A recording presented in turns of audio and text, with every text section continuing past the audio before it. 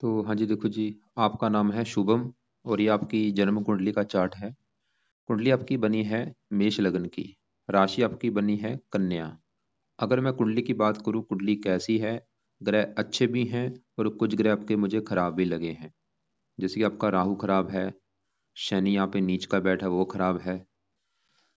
कुछ अगर अच्छे भी हैं, जैसे गुरु अच्छा है, मंगल अपने घर में बैठा है वो अच्छा है। पूरा मैं विस्तार से अभी आपको समझाऊंगा, लेकिन उससे पहले आपको मैं थोड़ी सी बेसिक जानकारी समझा देता हूँ, ताकि जो आपको मैं भविष्यवाणी बताने वाला हूँ वो आपको अच्छी तरह से समझ आ जाए। तो देखो जी, बेसिक जानकारी ये है कि जो कुंडली होती है इसमें टोटल 12 ग्रह होते हैं और 12 ग्रहों से कुछ ना कुछ देखा जाता है। तो 12 ग्रह कौन से हैं वो यहाँ पे मैं लिख देता हूँ। ये है आपका पहला घर, ये दूसरा घर, तीसरा घर, ये है चौथा, ये पांचवा, छठा, सातवां, आठवां घर, नौवां, 10वां, 11वां और लास्ट वाला 12वां घर। अब देखो जी, ये जो 12 घर हैं, इन 12 घरों से कुछ ना कुछ देखा जाएगा। जैसे कि पहले घर से देखा जाएगा कि आपका शरीर कैसा होगा, आपकी हेल्थ कैसी होगी, स्वभाव कैसा, रंग रूप कैसा, पर्सनैलिटी कैसी, सर कैसा, मस्तक कैसा। ये चीजें हम पहले घर से देखेंगे। दूसरा घर आपके है धन जोड़ने का घर। तीसरा घर छोटे भाई बहनों का है। ये चौथा घर आपकी है माता, मकान और वाहन का घर। पांचवा घर बच्चों का है और आपकी पढ़ाई का। छठा घर शत्रु रोग कर्जा। सातवां घर आपकी है पत्नी का घर। आठवें घर से आपकी उम्र देखी जाएगी। नौवें घर से भाग्य देखेंगे। 10वां घर काम काज का है। 11वां घर है लाभ और 12वें घर से आपके खर्चे देखेंगे। तो आपने मेरी दो बातें नोट कर लेनी है। पहली बात, जो मैंने 12 ग्रह बोले हैं वो याद कर लो। और दूसरी बात, इन 12 ग्रहों से क्या कुछ देखा जाएगा वो याद कर लो। और अब आप ये देखो कि आपका सवाल क्या है। आप अपना सवाल बोलो। जैसे कि आपका मान लो सवाल है आपकी पत्नी को लेके। तो 12 ग्रहों में पत्नी का घर कौन सा था? सातवां घर। तो सातवां घर है आपकी पत्नी का घर। तो आपकी अगर पत्नी का सुख देखना है, सातवां घर देखेंगे। और सातवें घर में देखो जी, एक नंबर लिखा है 7। 7 है तुला राशि, मालक है शुक्र। तो आपकी अगर पत्नी का सुख देखना है, सातवां घर का जो मालक शुक्र है, हमें शुक्र को देखना पड़ेगा। ऐसे ही अगर आपका सवाल है आपकी पढ़ाई को लेके, तो अभी मैंने 12 घरों में पढ़ाई के लिए कौन सा घर बोला था? पांचवा घर। तो पढ़ाई के लिए देखा जाएगा पांचवा घर। और पांचवें घर में लिखा है 5, जो कि है सिंह राशि। मालक बना सूर्य। तो आपकी पढ़ाई के लिए हमें सूर्य को देखना पड़ेगा। मतलब ऐसे ही आपने जो भी कुछ देखना है, आपको वो घर देखना होगा। और घर का जो मालिक बना है, वो मालिक बना कौन है, कहाँ जाके बैठा है, वो आपने देखना है। अब देखो जी, मोटा मोटा आपको बेस की जानकारी समझ आ चुकी है। अब बात करते हैं भविष्यवाणी की।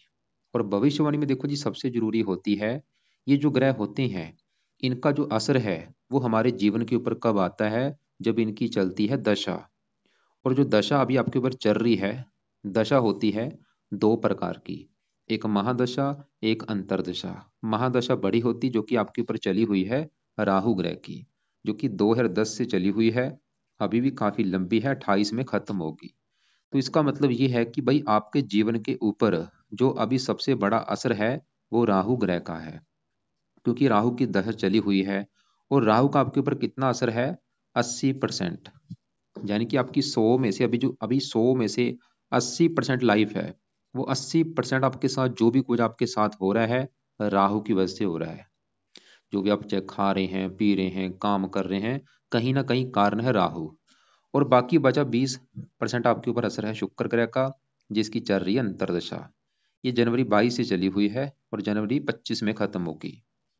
तो मैंने क्या बोला कि आपके ऊपर अभी सबसे बड़ा जो असर है वो है राहु ग्रह का, और दूसरा असर है शुक्र ग्रह का।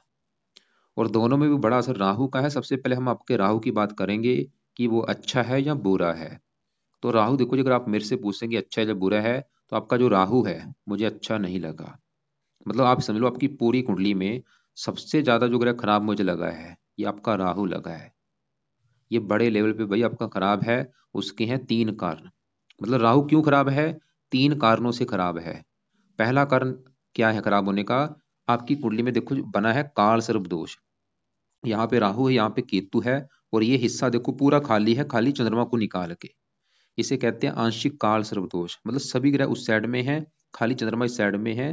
तो ये बना है आंशिक काल सर्प दोष। मतलब राहु खराब, जैसे मैंने बोला कि राहु आपका 3 कारणों से खराब है। पहला कारण कि आंशिक काल सर्पदोष बना है, और दूसरा कारण ये चौथे घर में बैठा है, क्योंकि चौथे घर में राहु अच्छे फल नहीं देता, और बैठा भी यहाँ पे चंद्रमा के घर में है, दुश्मन के घर में। तो 3 कारणों से खराब है। विस्तार से समझाता हूँ। राहु कहाँ बैठा है? चौथे घर में। और ये जो चौथा घर है, इस घर से क्या देखा जाएगा? चौथे घर से देखा जाएगा कि आपकी माता का सुख कैसा होगा। चौथा घर आपके मकान का भी है, मकान कैसा होगा। चौथा घर वाहन का है, वाहन कैसा होगा। भूमि, जमीन, जायदाद, नौकर चाकर, इस चौथे घर से देखेंगे। इसके अलावा चौथा घर घरेलू सुख का भी होता है। घर का माहौल कैसा होगा, घर की जरूरतें पूरी होंगी या नहीं। अब देखो जी, जो चीजें मैंने बोली है, इन चीजों को देखने के लिए हमें इस चौथे घर को देखना पड़ेगा। और आपको मैंने एक फार्मूला समझाया था कि घर का मालिक देखना होता है। तो चौथे घर में देखो क्या लिखा है? 4। 4 है कर्क राशि। मालिक कौन बना?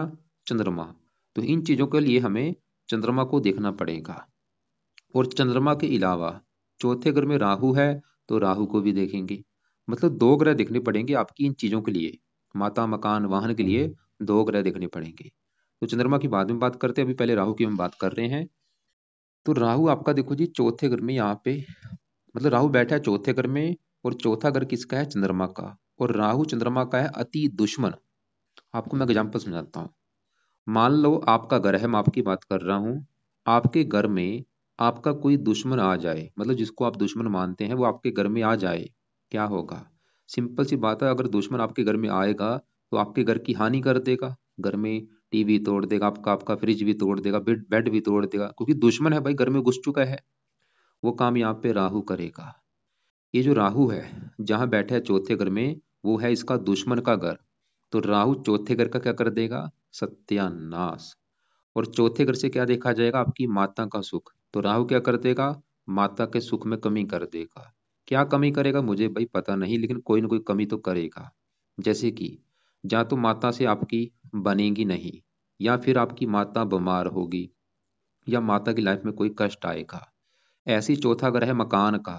राहु क्या कर देगा? आपके मकान के सुख में कमी कर देगा। मकान के सुख में कमी का क्या मतलब है? कन्फर्म नहीं मुझे। या तो आपके पास मकान खुद का होगा नहीं, या मकान आपने ले भी लिया, उस मकान को लेकर दिक्कतें आएंगी। जैसे कि मकान में चोरी हो जाना, मकान की दीवार गिर जाना, मकान में वास्तु दोष होगा, या मकान में सांपों का निकलना। मतलब आपका जो घर है, जो मकान है आपका, उस घर को लेकर दिक्कतें पैदा करेगा ये राहु। चाहे किराए का मकान है चाहे खुद का मकान है, दिक्कतें आती रहेंगी कोई ना कोई। चौथा अगर वाहन का होता है, वाहन किसको बोलते हैं? चाहे कार है चाहे बाइक है, उसको भी लेके दिक्कतें पैदा कर देगा आपको कोई ना कोई। क्या दिक्कतें होंगी?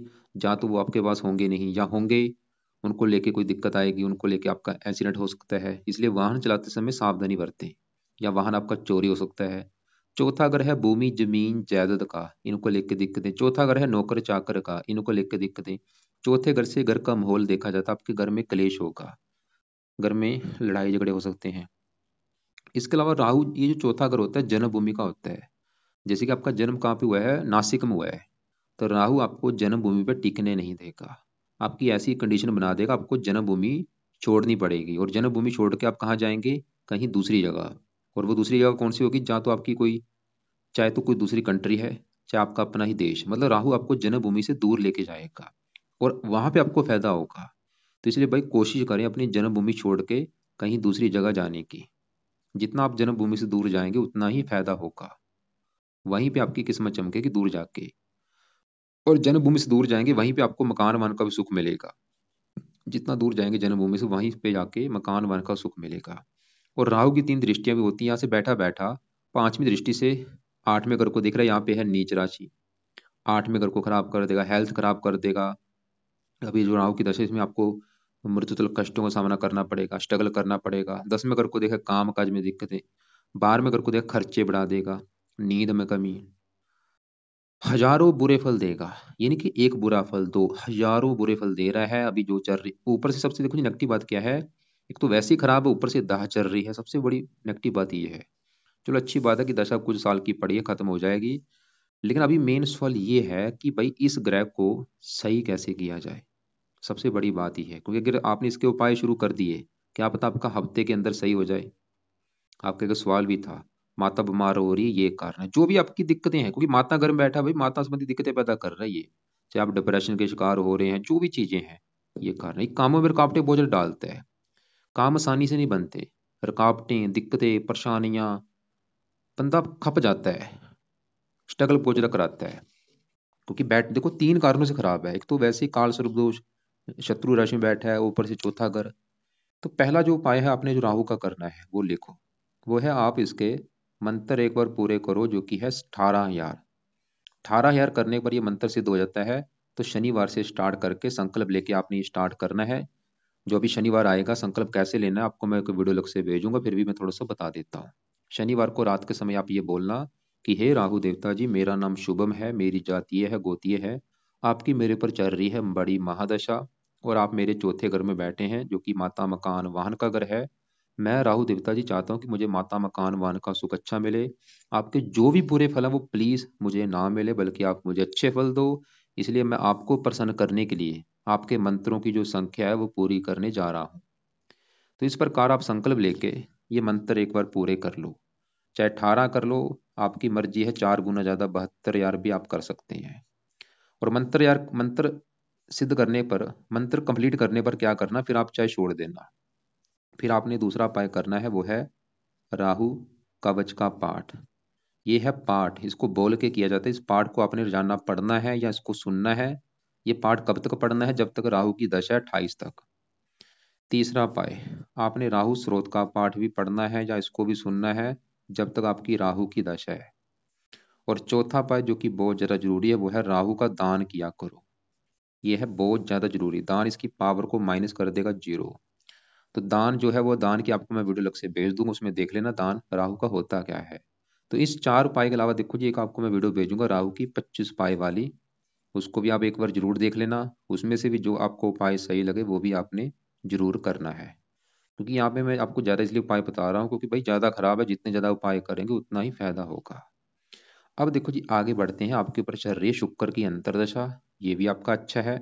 सवाल की ये अच्छा है जब बुरा है, ये आपका मुझे वैसे अच्छा लगा, लेकिन थोड़ा सा हल्का सा एक बुरा फल देगा। तो पूरा विस्तार से बात करते हैं। शुक्र देखो जी आपका यहाँ पे बैठा है 11वें घर में, साथ में इसके बुध बैठा है, दोनों आपस में अति मित्र हैं। और बैठा भी यहाँ पे शनि के घर में है, मित्र राशि है। शुक्र आपकी कुंडली में 2 घरों का मालक, एक तो इस घर का, 7वें घर का जो कि आपकी है पत्नी का घर। अगर आपकी पत्नी का सुख देखना है, 7वां घर, और 7वें घर में 7 लिखा है जो कि है तुला राशि, मालक है शुक्र। तो पत्नी के लिए देखना पड़ेगा शुक्र को। और शुक्र आपके इस दूसरे घर का भी मालक है, जो कि है धन जोड़ना, कि आप कितना धन जोड़ेंगे दूसरे घर से। और दूसरे घर में 2 लिखा है जो कि है वृष राशि, मालक शुक्र है, मतलब घर का मालक देखना होता है। दूसरा घर है धन का, तो धन देखना है, दूसरे घर के मालक शुक्र को देखना पड़ेगा। 7वां घर पत्नी का है, पत्नी देखनी, 7वें घर के मालक शुक्र को देखना पड़ेगा। और वो कैसा है, एक तो वो अच्छे घर में बैठा है 11वें घर में, ऊपर से वो घर भी शनि का है जो कि इसका मित्र है, और साथ में बैठा है बुध के मित्र। मतलब शुक्र आपको बिल्कुल अच्छे फल देगा, थोड़ा सा 100 में से 90% तो देगा अच्छे फल। क्या अच्छे फल देगा, पत्नी चलेगी लाभ के घर में, क्योंकि 11वां घर है लाभ, इच्छा पूर्ति। शुक्र ये दिखा रहा है कि पत्नी के आने के बाद भी आपको फायदा होगा, आपकी किस्मत चमकेगी, आपकी आमदन बढ़नी शुरू होगी पत्नी के आने के बाद। और हो सकता है आपकी पत्नी धन कमाने वाली आपको मिले, या उससे आपको धन मिले। और शुक्र धन का मालक चला गया लाभ के घर में, शुक्र वैसे आपको धनी बना देगा। धन के मामले में अच्छा है, परिवार का सुख अच्छा, वाणी अच्छी। तो पत्नी का सुख अच्छा दिखा रहा है, पत्नी के आने के बाद भी आपको फायदा होगा, किस्मत चमकेगी, शुक्र ये दिखा रहा है। लेकिन राहु में शुक्र का जो अंतर होता है, इसमें क्या होता है, बंदे थोड़ा से, ये क्योंकि शुक्र है काम वासना कारक, ये काम ही बनाता है, काम वासना बनाता है, कई बार एक्स्ट्रा फेयर भी करा देता है। मतलब आपके साथ थोड़ी सी दिक्कत जो पैदा क्या करेगा, आप लड़कियों के पीछे हो सकता है आपकी रुचि बढ़ जाए इसकी दशा में शुक्र की, लड़कियों से एक्स्ट्रा फेयर आपके करा सकता है, संबंध बना सकता है। ये चीज थोड़ी सी पैदा कर देगा, वैसे ठीक है आपका। तो शुक्र का ज्यादा कुछ नहीं करना। राहु के जो उपाय है, अब देखो जैसे मैंने बोला था, राहु कहाँ बैठा है, चौथे घर में। घर किसका है, चंद्रमा का। राहु हमने देखा जो वो चौथे घर की कर रहा है हानि, कि आपकी माता मकान वाहन को लेके दिक्कतें पैदा कर देगा। अब देखो जी, चौथे घर का जो मालिक चंद्रमा है, हमें चंद्रमा को भी देखना पड़ेगा आपकी माता मकान वाहन के लिए। और आपको जो चंद्रमा है वो कहाँ बैठा है, छठे घर में। और छठा घर कुंडली का अच्छा घर नहीं होता, क्योंकि छठे घर से देखते हैं शत्रु, रोग, कर्जा, कोर्ट कचहरी, चोरी, ठगी। मतलब आपको जो चंद्रमा है भाई वो मुझे खराब लगा है। 2 कारणों से खराब, एक तो छठे घर में, ऊपर से बुध की राशि है। तो क्या खराब फल देगा चंद्रमा, चंद्रमा जिस घर का है मालक, किस घर का मालक है, चौथे घर का। चौथा घर किसका है, माता का। माता चलेगी छठे घर में, छठा घर किसका, रोग, माता रोगी होगी या माता से मनमुटाव होगा, मकान वाहन को लेकर दिक्कतें पैदा कर देगा। चंद्रमा देखो जी आपको भी मानसिक चिंता देगा, आपको डिप्रेशन का शिकार बना देगा। माता संबंधी भी दिक्कतें, आपको भी मानसिक चिंता देगा, आपको माता मकान वाहन को लेकर दिक्कतें, और छठे घर में बैठ के आपकी हेल्थ खराब कर देगा, जल्दी सर्दी जुकाम लगना, वात कफ के रोग दे देगा। चंद्रमा आपका तीन कारणों से खराब है, एक तो छठे घर में, ऊपर से बुध की राशि है, और ऊपर से इसका पिछला घर खाली है, अगला घर खाली, से कहते हैं केम द्रुम दोष। मतलब आपके लिए चंद्रमा का भी सही होना बहुत जरूरी है। और एक पेन लो, कॉपी लो, उसमें लिखो कि अगर आपने चंद्रमा को सही कर लिया क्या फायदे होंगे, नीचे आंसर लिखो। सबसे बड़ा फायदा, आप अगर आपकी जो अगर डिप्रेशन का शिकार है उससे आप बचेंगे, मतलब आप मानसिक रोगों से बचेंगे, बड़ा फायदा ये होगा। दूसरा फायदा, माता बीमार नहीं होगी। तीसरा फायदा, मकान वाहन के लिए अच्छा है। कई फायदे होंगे, आप कर्जे से बचेंगे। तो इसके लिए क्या करना है, इसके देखो जी दो उपाय आपको बताता हूँ। सुबह के टाइम इसके उपाय करने हैं, जो कि पहला उपाय है सुबह के टाइम चंद कवच का पाठ आपने पढ़ना है, और दूसरा उपाय चंद स्रोत का पाठ पढ़ना है। ये दो पाठ आपने पढ़ने हैं सुबह के टाइम रोजाना, चाहे इसको पढ़ लिया करो चाहे सुन लिया करो। अब और रात के समय आपने दूध का सेवन नहीं करना, ये चीज नोट कर लो। अब देखो जी आगे बढ़ते हैं। हमने राहु की बात की, जो कि चौथे घर में बैठा, जिसकी बड़ी दशा है, वो आपका मुझे खराब, बिल्कुल खराब लगा है, वो हम कवर कर चुके हैं। चंद्रमा जो कि चौथे घर का मालिक, देखो राहु भी चौथे घर की हानि कर रहा है, चौथे घर का मालिक चंद्रमा वो खुद खराब है भाई, क्या बनेगा। मतलब चौथा घर आपका पीड़ित है, मतलब चौथे घर को लेकर दिक्कतें आएंगी लाइफ में, मकान वाहन भूमि जमीन जायदाद। अब आगे बढ़ते हैं, आपके यहाँ पे शनि गुरु मंगल की बात करते हैं। ये है पहला घर। पहले घर से देखो जी आपका शरीर देखा जाएगा कि शरीर कैसा होगा, सेहत कैसी होगी, स्वभाव रंग रूप पर्सनैलिटी कैसी होगी, पहले घर से देखेंगे। और फार्मूला की घर का मालिक देखना होता है, तो पहले घर में एक लिखा जो कि है मेष राशि, मालिक बना है मंगल, तो हमें देखना पड़ेगा मंगल को। और वो कहाँ बैठा है, इसी घर में बैठा है देखो, मतलब मंगल आपका पहले घर में ही बैठा है, जो कि बहुत बड़ी अच्छी बात है। फिर आपको एग्जाम्पल समझाता हूँ। जैसे कि आपका घर है और आप अपने घर में खुद बैठे हैं, क्या होगा, आप अपने घर का अच्छा करेंगे, घर की रक्षा भी करेंगे, संभाल भी करेंगे, देखभाल करेंगे। ऐसी जो मंगल है, ये पहले घर में बैठ के पहले घर का कर देगा अच्छा। मतलब पहला घर शरीर है, सेहत स्वभाव रंग रूप पर्सनैलिटी, इन चीजों के लिए अच्छा है। आपकी पर्सनैलिटी अच्छी, सेहत अच्छी, स्वभाव अच्छा, रंग रूप अच्छा, आपको साहसी बनाएगा, पराक्रमी बनाएगा, उद्यमी बनाएगा, जीवन में आगे लेके जाएगा। वो रुचि को जो बना है, मंगल पहले घर का ही मालक है, रुचि को जो बना हुआ है, एक बहुत अच्छी बात होती है। और इसके अलावा देखो जी मंगल और भी यहाँ पे अच्छे फल देता है, जब भी पहले वो रुचि को योग बना है, ये पंच महापुरुष योग में से उत्तम योग होता है। और ये आपको ऐसे जो मंगल जब भी लगन में होता है, ऐसे जो लोग मैंने देखे हैं पुलिस में होते हैं या मिलिट्री में होते हैं या टेक्निकल लाइन होगा, मैकेनिकल लाइन होगा, ऐसे कामों से धन कमाते हैं। और ये ऐसे जो लोग होते हैं, मतलब अ, और ये मंगल देखो जी आपकी इस घर का भी मालक है, आठवें घर का। इसकी तीन दृष्टियां, चौथी यहाँ पे, सातवीं यहाँ पे, आठवीं यहाँ पे। यहाँ से अपने घर को देखा, उम्र भी आपकी लंबी कर देगा, खासकर इसकी दशा भी आपकी अच्छी जाएगी। 28 वर्ष की आयु के बाद भी आपका भाग्य करेगा, मतलब आपकी जब 28 वर्ष की आयु हो जाएगी उसके बाद भी आपको फायदा होगा, मंगल ये दिखा रहा है। और ऐसे मैंने लोग देखे हैं, ऐसे लोग जिला शहर या गांव के कोई नेता भी होते हैं, मतलब बड़ी पोस्ट पे होते हैं। तो मंगल पहले घर का अच्छा कर देगा, शरीर आपका है, शरीर बहुत अच्छा रखेगा, सेहत बहुत अच्छी रखेगा, आठवें घर का अच्छा कर देगा। लेकिन मंगल एक बुरा फल भी देगा, दो बुरे फल देगा। एक तो सातवें घर को देख रहा है, पत्नी घर को, थोड़ी सी कुंडली बनी है मंगली का, विवाह में देरी कर देगा आपके, थोड़ा सा जो आपका विवाह है वो देरी से हो सकता है। और चौथे घर को देखा नीच राशि, ये भी चौथे घर की हानि कर रहा है, मकान वाहन के लिए अच्छा नहीं है भाई ये। जैसे राहु चौथे घर की हानि कर रहा है, चौथे घर का मालिक गुरु चंद्रमा वो खराब है, और चौथे घर के ऊपर है मंगल की दृष्टि, वो भी चौथे घर को खराब कर देगा। तो मंगल हमने देखा अच्छा भी है, थोड़ा सा बुरा भी है। तो बुरे फलों को अगर आप चाहते हैं कम करना, तो हनुमान जी का पाठ कर लिया करो, हनुमान चालीसा पढ़ लिया करो, उसके और भी फायदे हैं। वो राहु के लिए भी अच्छा है, मतलब हनुमान जी का पाठ आपने जरूर पढ़ना है। क्यों, तीन ग्रह अच्छे हो जाएंगे आपके। एक तो मंगल का जो बुरा फल आपको नहीं मिलेगा, राहु भी अच्छा हो जाएगा, और वो शनि के लिए भी अच्छा होता है, क्योंकि आपका जो शनि है वो भी खराब है। तो अब देखो जी हमने मंगल की बात कर ली, अब इसी घर में गुरु बैठा है, गुरु आपका है बड़े लेवल पे अच्छा। गुरु आपकी कुंडली में इस घर का मालक है, नौवें घर का, जहां से देखा जाता है भाग्य, कि आपका भाग्य कैसा होगा। नौवें घर से, नौवें घर में नौ लिखा है, धनु राशि मालक गुरु, तो भाग्य देखा जाएगा गुरु से। भाग्य जाके बैठा है सर के ऊपर, और गुरु मंगल आपस में अति मित्र भी हैं। मतलब गुरु क्यों अच्छा है, क्योंकि एक तो वो योग कारक है, मंगल ग्रह में बैठा है, मंगल इसका मित्र है। तो भाग्य सर के ऊपर गुरु ये दिखा रहा है कि आपको भाग्यशाली बनाएगा, आपको धार्मिक भी बनाएगा, परोपकारी भी बनाएगा, धान्य भी बनाएगा। गुरु की तीन दृष्टियां, पांचवी यहाँ पे पांचवें घर के ऊपर संतान की। वैसे पांचवें घर का माल सूर्य तो आपका मुझे खराब लगा है, लेकिन फिर भी गुरु पांचवें घर का कुछ अच्छा जरूर करेगा। पढ़ाई के लिए अच्छा है, संतान के लिए अच्छा है, बुद्धि के लिए अच्छा है, पत्नी के लिए अच्छा है, और अपने घर को देख रहा है। तो गुरु आपका अच्छा है। अब यहाँ पे जो शनि है वो अच्छा मुझे नहीं लगा। क्यों? शनि आपका जहाँ बैठा है पहले घर में, वो यहाँ पे नीच का बैठा है। ये जो एक लिखा है मेष राशि, ये है शनि की नीच राशि। और नीच के ग्रह अच्छे नहीं होते। क्या खराब फल देगा? शनि जिन ग्रहों का है मालक, किस घर का मालक है? एक तो 10वें घर का, और ये 11वें घर का। 10वां घर कामकाज का घर है, कामकाज, पिता, सरकार, मान प्रतिष्ठा। और 11वां घर है लाभ, आमदन। इन दो घरों का मालक है शनि। क्योंकि 10वें घर में देखो 10 लिखा है मकर राशि मालक शनि, 11वें घर में 11 लिखा है कुंभ राशि मालक शनि। तो शनि देखो जी नीच का है। क्या खराब फल देगा? एक तो 10वें घर के रिगार्डिंग, मतलब आपको काम काज में दिक्कतें पैदा करता रहेगा। काम काज में दिक्कतें आएंगी, पिता संबंधी दिक्कतें, सरकारी कामों में दिक्कतें, मान प्रतिष्ठा में कमी, आमदन को लेकर दिक्कतें, लाभ में कमी, इच्छाएं पूरी नहीं होने देगा। और पहले घर का भी थोड़ा सा खराब करेगा अपनी दशा में। हेल्थ भी खराब करता है, मानसिक चिंता भी देता है ये शनि, क्योंकि नीच का बैठा है पहले घर में। पहले घर में मंगल पहले घर का अच्छा कर रहा है, गुरु भी पहले घर का अच्छा कर रहा है, लेकिन जो शनि है वो पहले घर का नुकसान कर रहा है। हेल्थ खराब, मानसिक चिंता, डिप्रेशन का शिकार, सर में दर्द, मस्तक में दर्द। तो शनि के आपको मैं उपाय बताऊंगा, वो जरूर करो। अब वहां पे फिर लिखो कि अगर आपने शनि को सही कर लिया फायदे क्या होंगे। सबसे बड़ा फायदा शनि को सही करने से कामकाज की दिक्कतें दूर होंगी, पिता संबंधी दिक्कतें नहीं आएंगी, मान प्रतिष्ठा में कमी नहीं होगी, आमदन बढ़ेगी, इच्छाएं पूरी होंगी, कामों में लाभ होगा, और आपकी हेल्थ अच्छी होगी, डिप्रेशन का शिकार नहीं होंगे, बीमारियों से बचेंगे। वैसे शनि के साथ ही मंगल बैठा है, मंगल अपने घर में है, शनि नीच का है, तो इसे हम नीच भंग राजु कहते हैं। वो यहाँ पे बना हुआ है।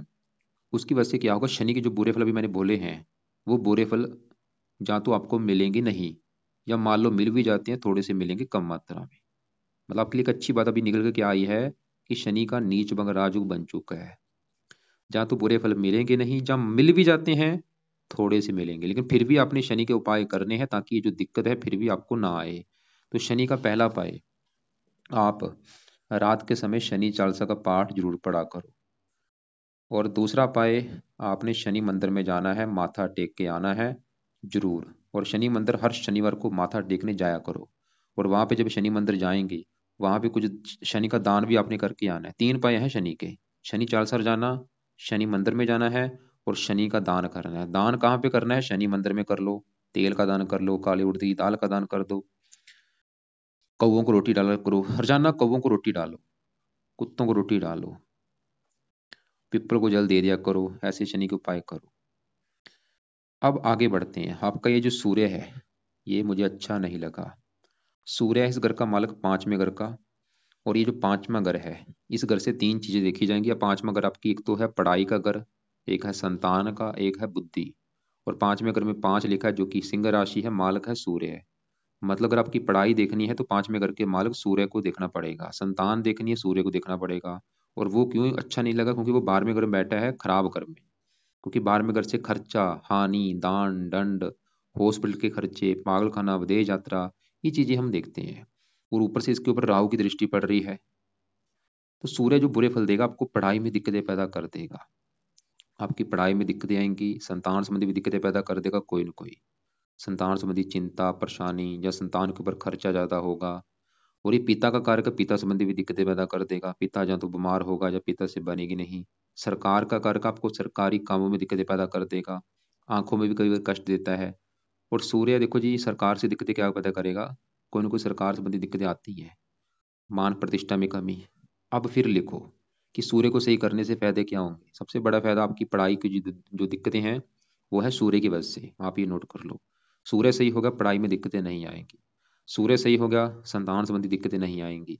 सूर्य सही होने से पिता संबंधी दिक्कतें नहीं आएंगी, आंखों में कष्ट नहीं होगा, पिता की हेल्थ अच्छी होगी, आपकी मान प्रतिष्ठा में कमी नहीं होगी, आपको सरकार की जैसे कोई दिक्कतें नहीं आएंगी। तो सूर्य को सही कैसे करना है? दो उपाय हैं। एक तो पहला कि सुबह के टाइम सूर्य को जल दिया करो। और दूसरा उपाय, सुबह के टाइम सूर्य आदित्य हृदय स्रोत का पाठ आपने पढ़ना है लाइफ टाइम। सूर्य, आदित्य, हृदय, स्रोत का जो पाठ है उसको पढ़ लिया करो या सुन लिया करो। अब देखो जी, यहाँ पे बुध बैठा है, वो भी अच्छा है। शनि ग्रह बैठा है, तीसरे घर का मालक, खुद की मेहनत के बल पर आप वैसे अपनी इच्छाएं पूरी करेंगे, बुध ये दिखा रहा है। अब देखो जी, मैंने क्या क्या बोला, लास्ट में केतु बचा है, ये भी थोड़ा सा, क्योंकि जो काल सर्प दोष बना है वो राहु केतु दोनों की वजह से बनता है। तो केतु के लिए एक तो कुत्तों को रोटी डाला करो रोजाना, और केतु कवच का पाठ आपने पढ़ना है। अब देखो जी, मैं को रिपीट करता हूँ, मैंने आपको क्या क्या पाठ बोले हैं। पहले समझो कि ग्रह आपके खराब कौन कौन से हैं। सबसे ज्यादा ग्रह आपका खराब है राहु, और उसी की चल रही है आपके ऊपर दशा, ये है सबसे ज्यादा खराब। उसके अलावा आपका जो थोड़ा सा चंद्रमा भी ग्रह खराब है, ये भी खराब है, क्योंकि ये राहु के, जो राहु जहाँ बैठा है उसी घर का मालक है।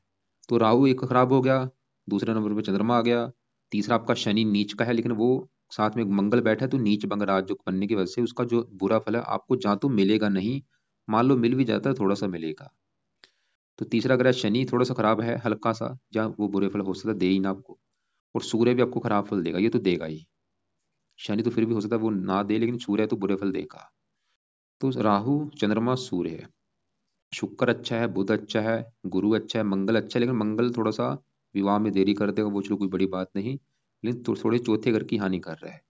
अब उस सवाल की आपको मैंने उपाय क्या क्या बोले हैं। पहले उपाय देखो जी, एक तो है राहु के उपाय ज्यादा, क्योंकि उसका बड़ा असर है, वो आपका ज्यादा अगर खराब है तो राहु के मंत्र एक बार 18,000 या 4 गुना ज्यादा 72,000 कर लो। मंत्र खत्म करने के बाद राहु कवच का पाठ, स्रोत का पाठ, डेली पाठ पढ़ने हैं रात के समय, या इनको सुन लिया करो जब तक राहु की दशा है। और ये है रात के समय, रात के समय ही आपने शनि चालीसा पढ़ना है रोजाना, लंबे समय के लिए पढ़ो। और रात के समय ही केतु कवच, मतलब 4 पाठ, राहु कवच, राहु स्रोत, शनि चालीसा, केतु कवच, 4 पाठ आपने रात के समय पढ़ने हैं। केतु कवच का भी पाठ पाए चाहे पेंडिंग में कर दो, लेकिन ये 3 पाठ जरूर पढ़ने हैं, राहु कवच, राहु स्रोत और शनि चालीसा। केतु चाहे पढ़ो चाहे ना पढ़ो, आपकी मर्जी है। और जो दान है, राहु का दान रोजाना करना है। और दान की वीडियो देख लेना क्या है, सतनाजा वैसे इसका दान होता है, और भी दान जो है वीडियो देख लेना। सभी दान नहीं करने, जो दान आपको सही लगे वो आपने करना है। और राहु के 25 उपाय वाली वीडियो को भी एक बार जरूर देख लेना। और शनि मंदिर में आपने जरूर जाना है भाई, वहां पे जब जाएंगे वहां पे तेल का दान करना, जहाँ काली उड़द की दाल का दान करना, और वहां पे भी प्रार्थना करना कि शनि देवता जी आपकी कृपा दृष्टि बनी रहे। ये तो है रात के समय। तो ये है सुबह के टाइम, चंद कवच, चंद स्रोत, ये दोनों पाठ सुबह के टाइम पढ़ने ही पढ़ने हैं, या इनको ओढ़ लगा के सुना करो।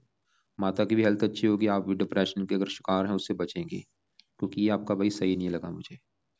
और रात को दूध मत पिया करो, दिन में दूध पीना है, रात को नहीं पीना। और सुबह के टाइम सूर्य, आदित्य, हृदय सूक्त का पाठ पढ़ लिया करो चाहे सुन लिया करो, इसका फायदा होगा, पढ़ाई की दिक्कतें दूर नहीं होंगी आपकी। और आप एक और काम करना, एक आप चंद्रमा के 11,000 मंत्र है वो भी पूरे करने हैं। उसके बाद आपने करने हैं सूर्य के मंत्र 7,000। लेकिन ये कब करने हैं, इसको अभी पेंडिंग में रख लो, इसको कर लेना 6 महीने के बाद कर लेना। क्यों ऐसा मैं क्यों बोल रहा हूँ, क्योंकि पहले आप ये दूसरे उपाय कर लो ताकि आपको दिक्कत ना हो, इसलिए मैं इसको पेंडिंग में रख दिया अभी। इसको 6 महीने या 3 महीने के बाद कर लेना, या साल के बाद कर लेना, मतलब वारी वारी से। पहले चंद्रमा के मंत्र जो है वो ओम सोम समाय नमः वो कर लेना।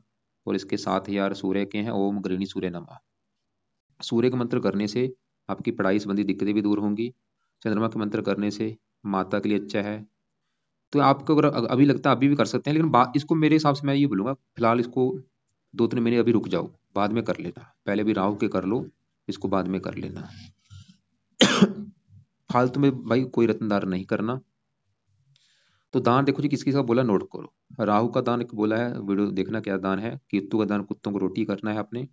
शनि का दान शनि मंदिर में करना है।